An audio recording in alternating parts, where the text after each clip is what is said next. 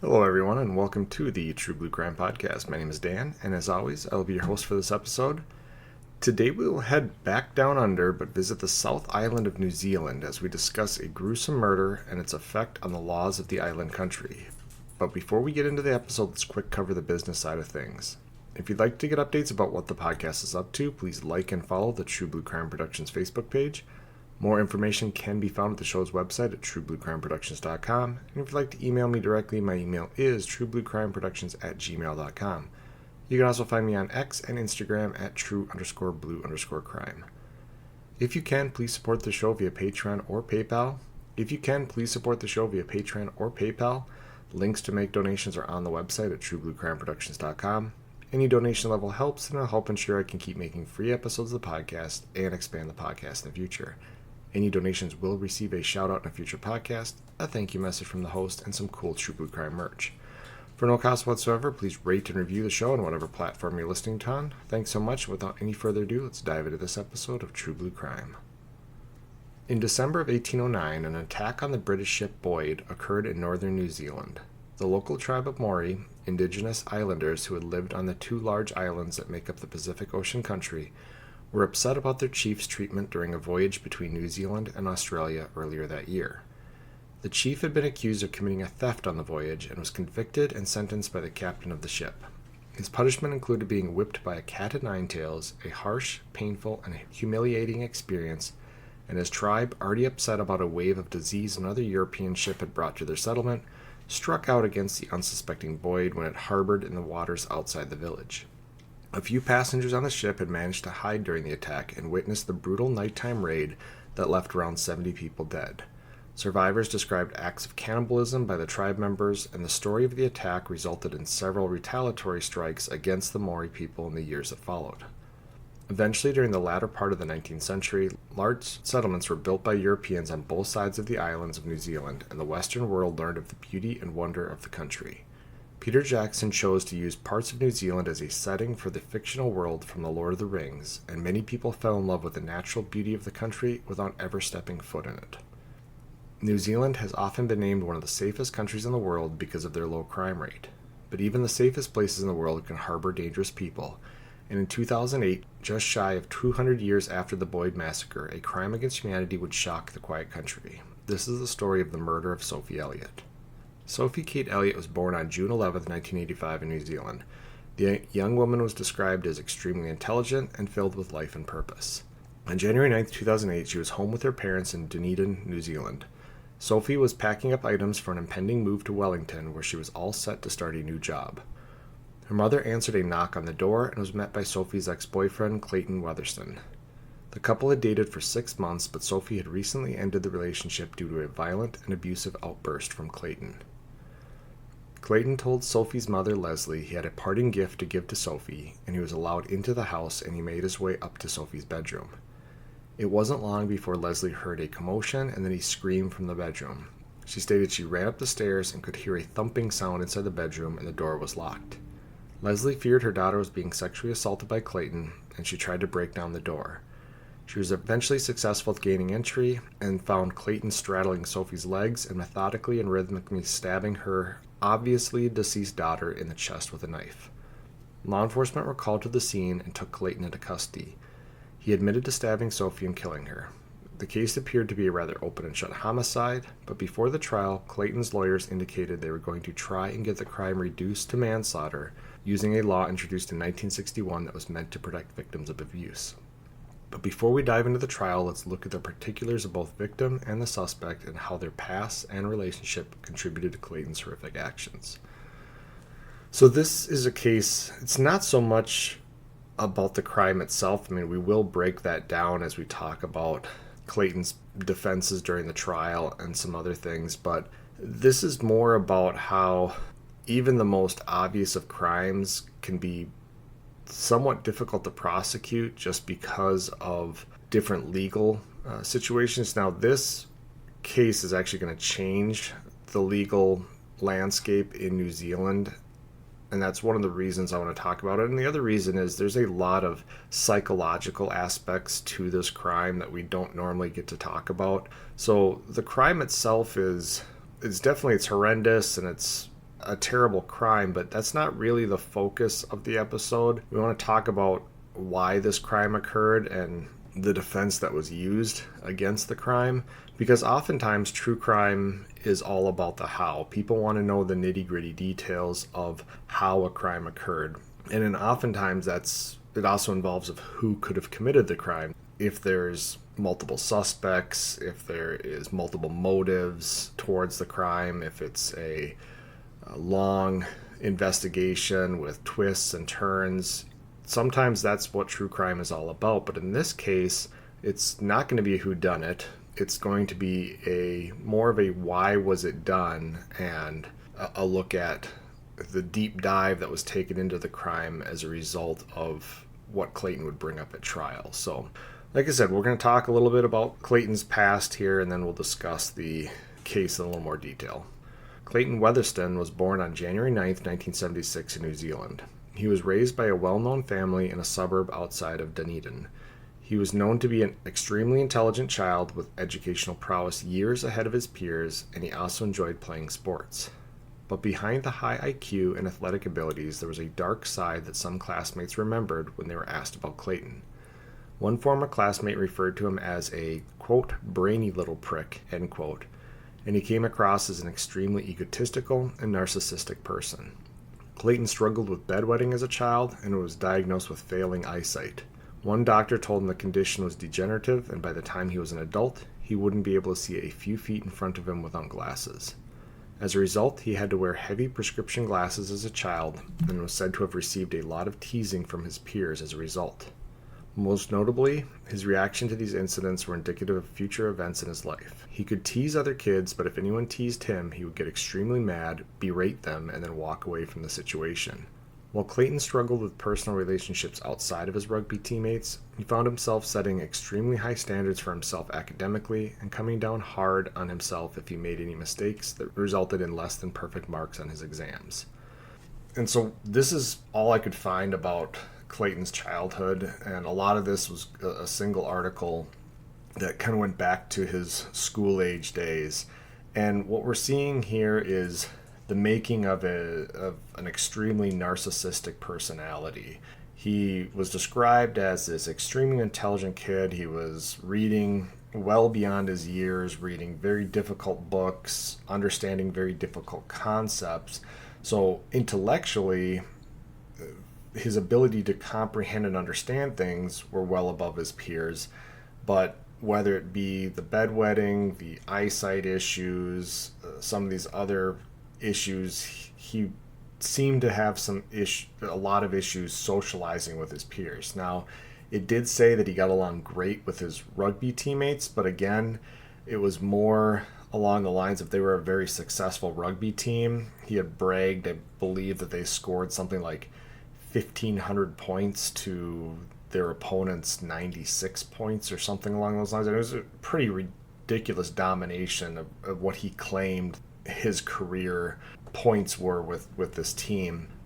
But outside of that extremely athletic, driven, competitive side on the sports field, which is often looked past. I mean, there are a lot of egotistical, narcissistic, top-notch athletes. I mean, you talk about, again, the National Football League, best wide receivers are often called divas because they've got this personality to them that they are the best. And as long as they stay on top of that pedestal of being the best in the league, they get away with certain behaviors. There's guys that have been considered quote-unquote cancers in locker rooms, but they got away with it because they were putting up ridiculous numbers on the football field. And so their teammates tolerated it, their coaches tolerated it, the fans to a certain degree tolerated this behavior because it was producing results on the field. So in the sports world, those egotistical, narcissistic personalities are often almost rewarded to a certain degree, whereas in your typical school life, in the academic life, it's much more about how you socialize with your peers, how you can kind of fit in to a certain degree. And if you're extremely intelligent, sometimes that's hard to fit in. But it definitely seemed like not only was he having difficulty just fitting in because of his academics, he was getting teased, and he wasn't responding to this teasing with, lighthearted, just joke. I mean, there are a lot of people who have this narcissistic personality. They are the type of people that the phrase is they can give it, but they can't take it. And they'll make fun of everybody else for all of their shortcomings, but the second you try to make fun of them for anything, they get extremely upset. They storm off. They swear, whatever it might be. They just don't handle it well. And this is how Clayton's classmates saw him. And this is not going to go well as he goes through life, because any time that he is faced with adversity or change or something he can't control, it's a combination of becoming extremely emotional to the point of eventually violence. So what we're seeing as a child, his behavior, his inability to handle these situations, it's just a precursor to what we're going to see down the road. So I thought that was why it was important we cover what he was like in high school, how people saw him, because he's going to go off to college, and now college is a little bit different. It's an academic world to a certain degree like the sports field. There are people who stick out amongst their academic field, and if they're extremely intelligent and extremely driven and bring accolades per se to the university, sometimes some of their side behavior is people are willing to look away from that. So high school, he gets through it, he graduates, and he goes off to university, and this is where he's going to be able to use that intelligence to put himself above and beyond everybody else, but he's also going to continue to put these high standards on himself. This self-imposed academic gauntlet continued into his beginning years of college, where he was known to pull out of a class if he was going to receive anything less than a grade of A+. Clayton did achieve a lot of A+ grades, but it took him a considerable amount of time to get through uni as a result.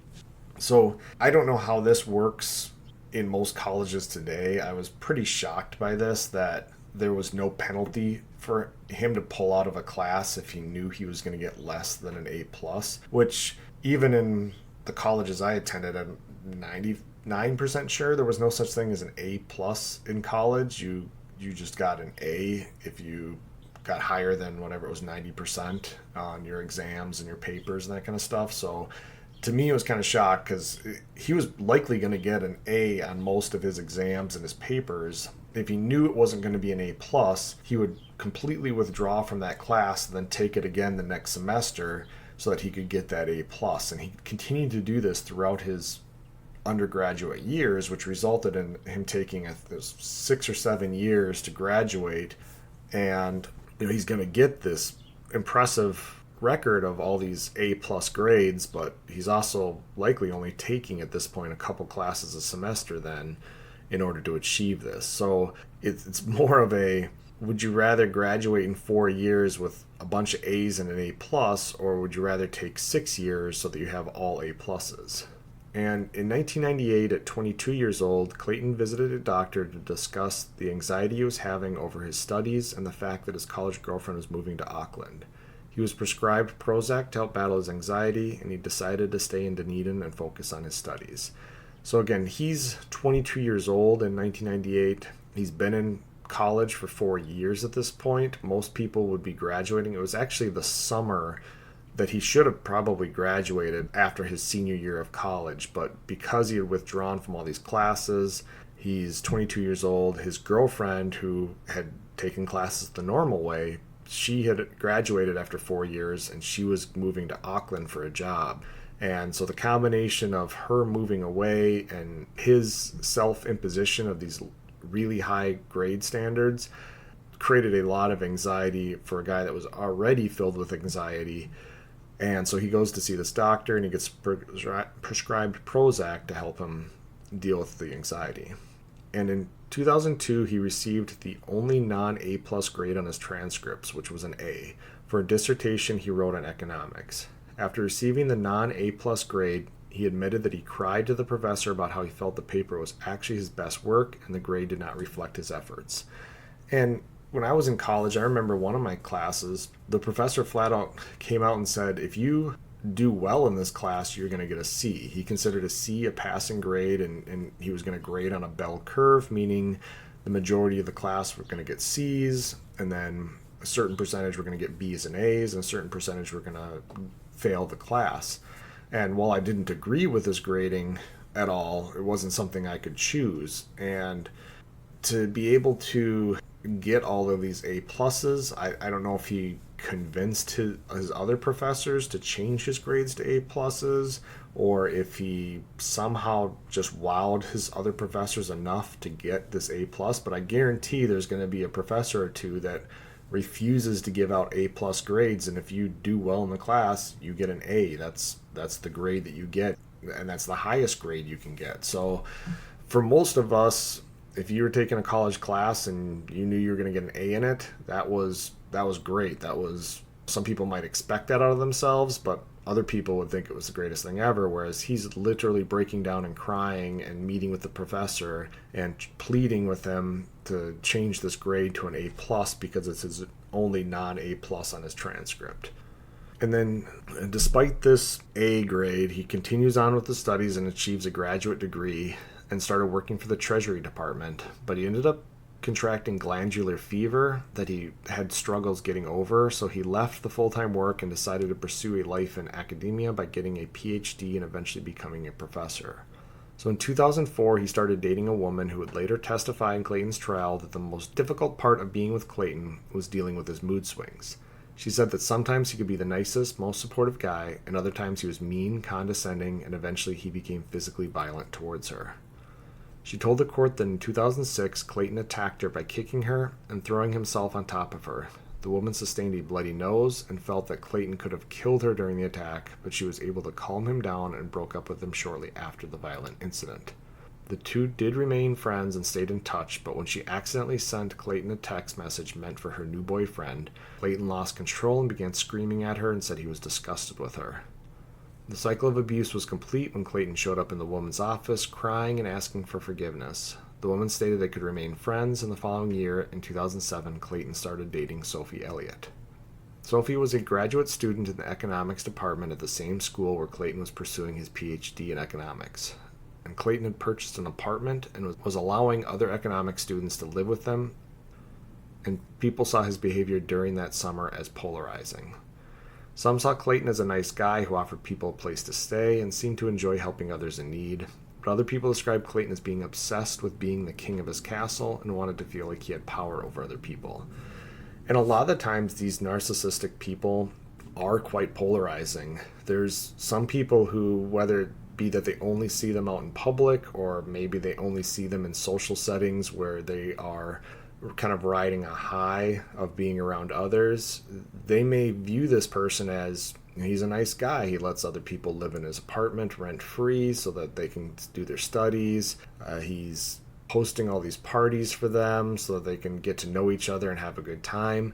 But then there's other people, and whether it's because they're really close to him or whether they see him during one of his violent temper swings or something along those lines, they're going to describe him as being this narcissist that has to be king of the castle, that the reason he allows people to live with them is so that he has a position of authority over them, that everything that he does that is nice is really secretly a way for him to flex his financial power, flex his social power over these other people, and basically build a kingdom of minions that either owe him favors or that he feels like he can boss around or tell them what to do. And so again, it's going to be very polarizing. Some people, again, maybe it's depending on how far away you are on the outside, just looking in, you hear about this guy that just lets graduate students stay at his place rent-free because he's a super nice guy and he just gets along with everyone. Or maybe you're one of those students that lives there and you see one of his violent mood changes, or you have him come down on you for something, you get one of these condescending, violent outbursts from him, and you suddenly realize that what he's doing is not out of the kindness of his heart, it's done out of an ulterior motive. And Clayton finished up his PhD in late 2007 and was awarded the title of Doctor of Economics just before Christmas. Unbeknownst to most, he had started taking more and more Prozac and had lost interest in most activities in his life. And this is one of the side effects of Prozac, is you can lose a lot of interest. And a lot of times you lose interest sexually, you lose interest in physical stuff. It was said that Clayton really liked to work out, and in the months leading up to this incident, he had stopped working out, and a lot of people believe he was under a lot of stress submitting his final PhD paperwork and getting that all together, so he started taking more and more Prozac. One of the side effects of Prozac are these mood swings, so as he's taking more and more Prozac and he's under more and more stress and he's trying to lower his anxiety, he's likely experiencing more of the side effects of the Prozac, to include some really crazy mood swings. And this is going to create this dark side of his life. And Sophie's going to see it, and she chronicles it when she wrote on December 27th, 2007, that Clayton had attacked her, and she decided to break up with him before her move to Wellington. She stated that Clayton threw himself upon her and shoved his forearm into her throat and held his hand over her mouth so no one could hear her scream. He told her that she was a horrible person, that she was ugly, and that he never liked her. He later told her that he had wished that a plane she'd been on a few months prior had crashed so she would be dead and out of his life. And to provide some context for this, remember, the first time he went to see a doctor about his anxiety and his issues was when his college girlfriend was going to move away to Auckland. So this is a violent attack on Sophie after she has broken up with Clayton and she's moving to Wellington to start her new life.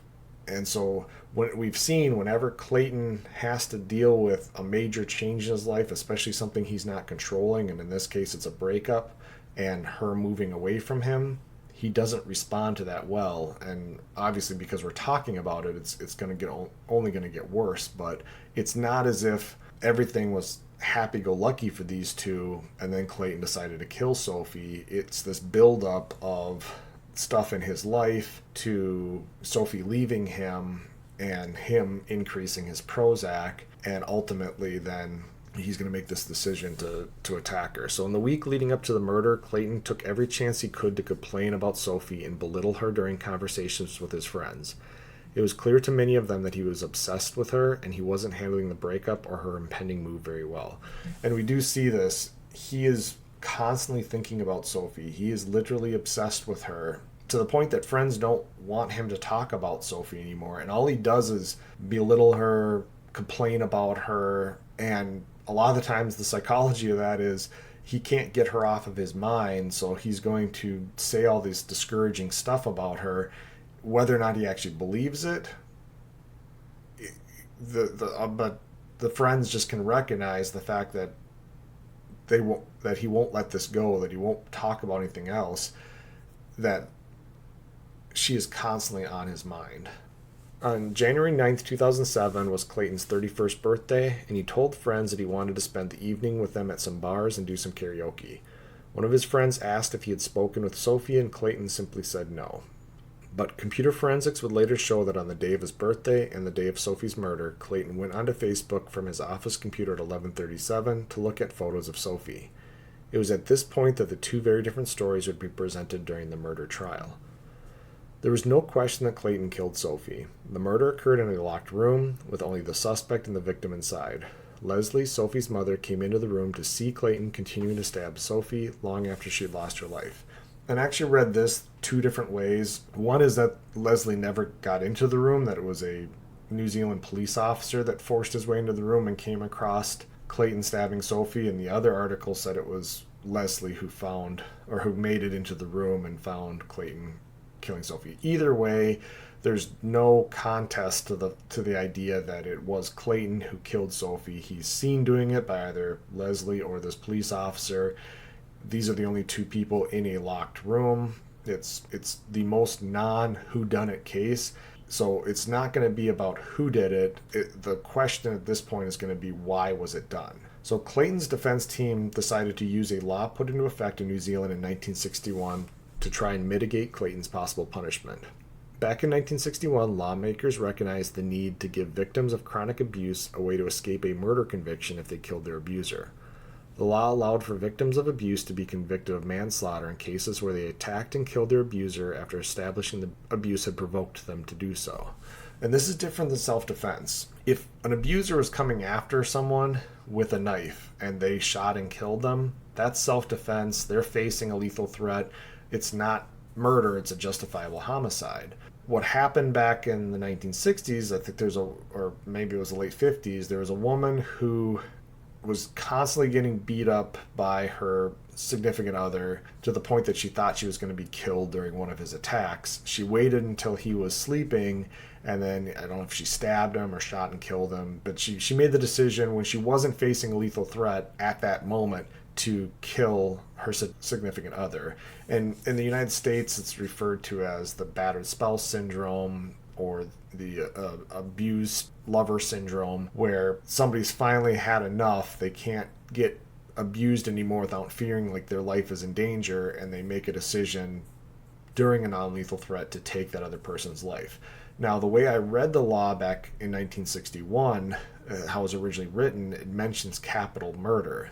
So my guess is back in 1961, New Zealand had the death penalty, and that if you decided to go kill someone like this woman did her abusive husband, under the law prior to 1961, you were committing a first-degree premeditated murder, which was a capital murder, which means you could be put to death for taking the life of another that was abusing you. So the lawmakers back in 1961 saw the writing on the wall and said, this isn't what we want. We don't want to put abuse victims to death for committing this crime. Now, they need to be charged with a crime because what they're doing is still wrong, but they shouldn't be facing the death penalty for it.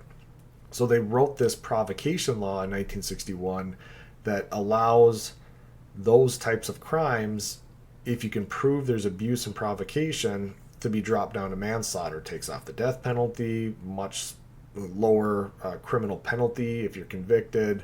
And so it kind of appeased both sides. It appeased the side that said that abuse is wrong and this type of abuse will eventually kill this woman, so she has a right to kill him. But it also appeased the people that said you can't just run around and say and kill anybody you want and then say that you're abused. So you had kind of this middle ground through this law. Now, Clayton's lawyers are going to try to claim that Sophie had been verbally abusing Clayton, and that on the day of the murder, while he was trying to return some items to her before the move, she attacked him with the scissors, and he pulled out the kitchen knife he carried for self-defense and ended up stabbing and killing Sophie. So they're going to try to use this provocation law to say, hey, Clayton just went over there on his own accord to return some stuff. Sophie was the one that was abusing him verbally, and then she tried to attack him, and all he did was defend himself. Now, that actually reaches the realm of self-defense, so they went a little bit further than what they needed to for the provocation, how the law was written. But unfortunately, the law was written so vaguely to cover so many different potential situations that if it was true, there was a chance that Clayton could be found guilty of manslaughter instead of a first-degree premeditated murder, if he could convince the jury what he was telling them is what actually happened.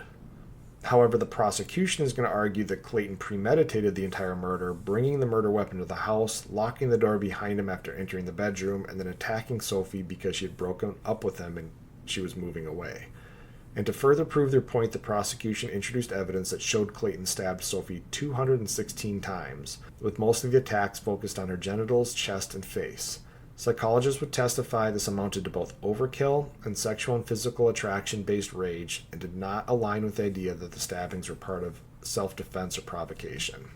So it's not just the fact that there's a clearly established motive here for Clayton to kill Sophie. It's the manner in which the homicide was carried out, and I specifically didn't want to talk about the amount of stab wounds and the location of stab wounds until now, because I think if you hear that earlier on, you immediately dismiss any idea that this is anything other than just a rage-based overkill murder. But once you see this evidence and once you hear about 216 stab wounds, that's not somebody who just got provoked by somebody and then, in an act of self-defense, stabbed this person a few times to end that threat. This is somebody who had significant rage, had a psychological need to cause this person both severe harm and mutilation, and that psychologically they needed to do severe damage to this person because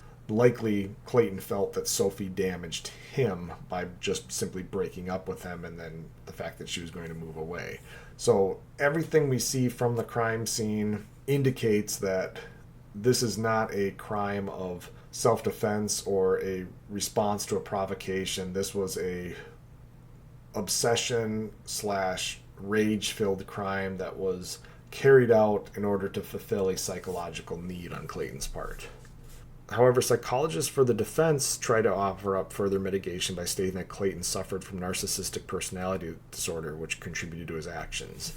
I don't think anybody would argue the fact that Clayton was severely narcissistic and might even have this narcissistic personality disorder. And basically, the disorder states that somebody who has a extremely high self-image, has high standards for themselves, and basically if the world has to revolve around this person in their mind, and everybody else should revolve around them as well, you've got this narcissistic personality disorder. And the psychologist is trying to say, hey, because of this disorder, he just lost it in the fact that Sophie broke up with him, and he couldn't understand why she wouldn't want to be with this guy who is so amazing and so desirable and everything. And while I don't discredit the fact that these thoughts are probably going through his mind, I don't think the jury or anybody that hears this story feels that Clayton still didn't know what he was doing, still didn't know that what he was doing was wrong, just because he has this personality disorder. So I think even though it was brought up, again, it was a Hail Mary situation from the defense. They can't argue the fact that Clayton killed Sophie. All they're trying to do is show that Clayton couldn't control himself and he wasn't acting of right mind at the time that he killed her. But everything is actually lining up with the fact that Clayton killed her out of this deep psychological need to cause her harm. And that's going to fit a murder, not these defenses they're trying to bring up. And the public of New Zealand, already upset about the brutal and senseless murder in their safe country, became enraged about the use of a law meant to protect those who suffer from abuse. They saw the perversion of the law as unacceptable, and friends and family of Sophie were outspoken about the move by the defense. And after a 5-week trial, Clayton's fate went to the jury, and on July 22, 2008, they returned a verdict of guilty of murder. Later that year, the judge in the trial sentenced Clayton to life imprisonment with the possibility of parole after 18 years. Clayton's lawyers filed an immediate appeal, and the following year the case was brought before the Court of Appeals to determine mainly if Clayton had received a fair trial. The murder had captivated the nation, and his defense team argued that the media exposure resulted in Clayton being found guilty by a lynch mob. The appeals court took 2 years to review the case, and in 2011 they denied all 7 parts of the appeal, confirming the conviction. Clayton's last chance was an appeal to the Supreme Court, but they opted to not review the case, and so as of now, Clayton will be behind bars. However, he's eligible for parole in 2026. And this always comes up on these really high-profile cases. If the media gets involved and is blasting the public with every little tidbit of information about the crime, about the trial, the defense will always argue that their client is not able to get a fair trial. Most westernized countries have the innocent until proven guilty approach to justice, and a lot of these defense lawyers will argue that a lot of people are found guilty in the court of public opinion before they ever step in a courtroom, and as a result, the jury is already tainted. However, in a case like this, again, it's not even a whodunit, it's just a why was it done. It's very difficult to ascertain how much a media influence is actually going to change the outcome of that trial. Now, I agree if you have somebody with all circumstantial evidence, a very weak case, but it's blasted throughout the news media, that there may be jury members that see that evidence differently, especially because circumstantial evidence can be subjective, that if that person comes in with a preconceived notion that they're going to serve on the jury and they're going to find this person guilty, yes, that is not a fair trial. But if there's evidence presented during the trial that is very clear that a crime was committed and the elements of the crime are met, it doesn't matter how much media influence there is before the trial. The end result of that trial is going to be the same as if there was no media coverage or a ton of media coverage. The evidence presented in the courtroom is enough. So I think, especially in a case like this where you have very solid evidence, most of those types of appeals for the not the fair trial, the overexposure of the media, all of that stuff is not going to go anywhere when it goes to appeals, just like it didn't in this case. Now, the outrage over the misuse of the provocation law that allowed Clayton to try and obtain a manslaughter conviction led to the repeal of the law in 2009. While many applauded this move as a way to prevent others like Clayton from using it as a defense, advocates for the law saw a key defense for abuse victims being taken away. Although the last 14 years have seen many people calling for a more definitive provocation defense law, I could not find any evidence of such a law being passed.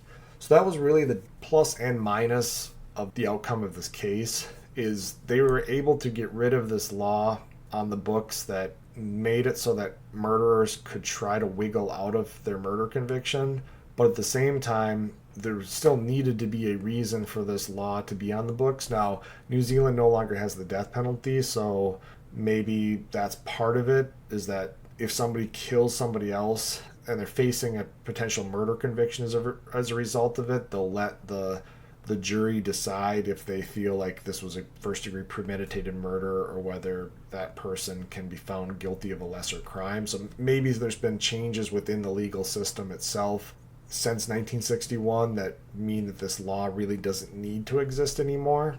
Or they're just worried that no matter how they word another provocation law, it's going to be misused and they don't want to go down that road. So again, I couldn't find anything for any type of new law since 2009 that works the way the 1961 law was supposed to work. But ultimately, at least at this point, it seems like if you kill somebody else in New Zealand, you're going to face a murder conviction and you're not going to be able to use any mitigating circumstances other than probably self-defense to try to get out of that murder conviction, at least not using the provocation defense. And Sophie's murder sparked many of the same responses in New Zealand that we are now seeing as a result of the murders of Gabby Petito and Emma Walker. Sophie's mother started a foundation in her daughter's name, and they succeeded in the development and implementation of a one-day workshop for high school seniors named Loves Me Not. The one-day workshop is geared toward educating young adults on both healthy and unhealthy relationships. This workshop is similar to some of the goals of the Gabby Petito Foundation and their partners. And so I had actually picked this episode because it was the 120th, meaning we were going to do an international episode, and I have a lot of New Zealand listeners. I didn't realize when I picked it that it was going to be so close to the last 3 episodes that I've recorded, which were Emma Walker's and then both of Gabby's episodes. And so now I'm kind of on a roll of 4 episodes here where we've talked about violence committed against a female loved one by their significant other as a result of toxicity within a relationship. In Emma Walker's case, her boyfriend shot into her bedroom trying to scare her and ended up killing her. Obviously, in Gabby's case, Brian strangled her to end her life. And in this case, we have Clayton killing Sophie because Sophie had broken up with him and was going to move away.